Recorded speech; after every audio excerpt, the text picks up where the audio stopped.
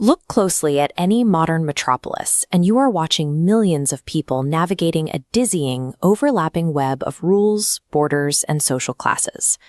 Thousands of years ago, when human settlements first swelled from scattered villages into booming urban centers, early leaders faced a terrifying logistical nightmare. They had to figure out how to organize tens of thousands of people without the entire system collapsing into chaos. Separated by vast oceans and distinct historical eras, 7 major civilizations looked at this massive population crisis and independently engineered their own unique blueprints for human survival.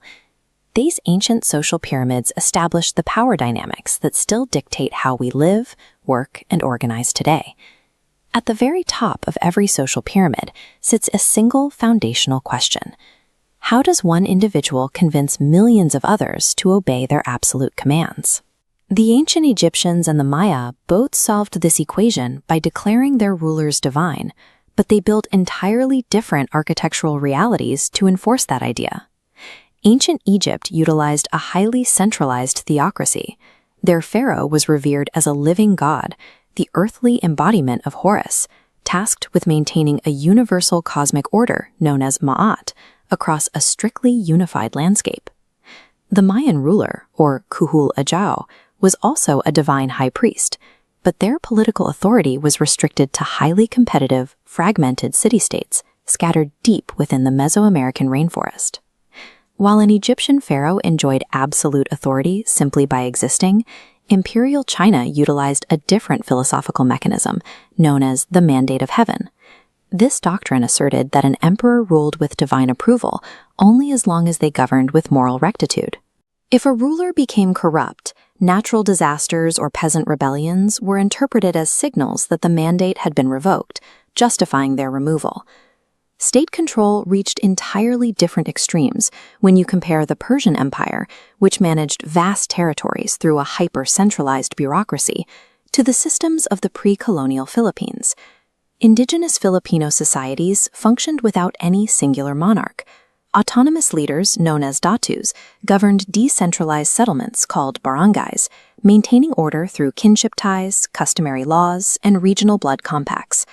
Ultimate earthly authority existed on a wide scale, ranging from unquestionable cosmic dictatorships to localized networks of mutual agreement.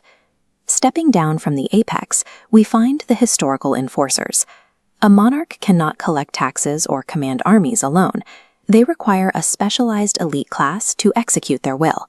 In the Roman Republic, patricians occupied this elite tier. Their authority was a rigid aristocracy based on inherited bloodlines, locking out the public. Imperial China took the opposite approach. Gentry scholars earned positions by passing grueling civil service exams, accessing political power through intellectual merit. And unlike the Roman patricians, whose power stemmed from massive territorial land grabs, the status of a pre-colonial Filipino datu was maintained through localized, reciprocal networks of social patronage and communal ties. Ancient elite authority is an engineered mechanism.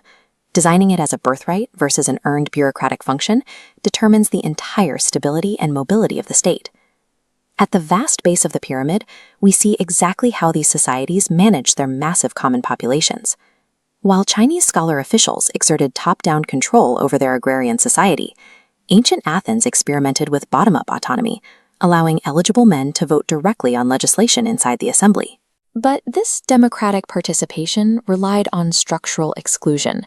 Citizenship was restricted to free citizens, who were property-owning adult males born within the city-state borders.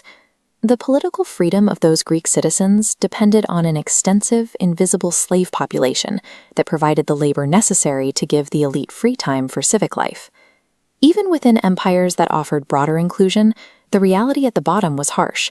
Roman plebeians were recognized common citizens, yet they spent centuries in a class struggle against the patrician elite just to secure basic legal representation.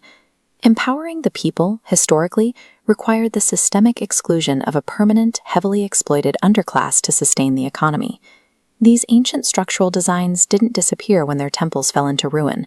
They evolved, becoming the invisible foundation of our modern world. When we debate the fairness of modern educational meritocracies, we are using the same logic as the Chinese gentry.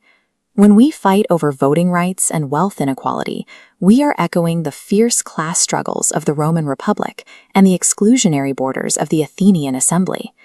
The decentralized kinship of the Filipino barangay offers a precedent for managing society through mutual trust rather than imperial force, just as the mandate of heaven remains the template for demanding that leadership be earned through moral rectitude.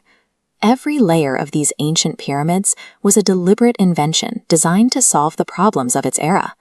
Recognizing them as human-made tools suggests that our own social structures are not inevitable, but remain open to the same process of modification and redesign.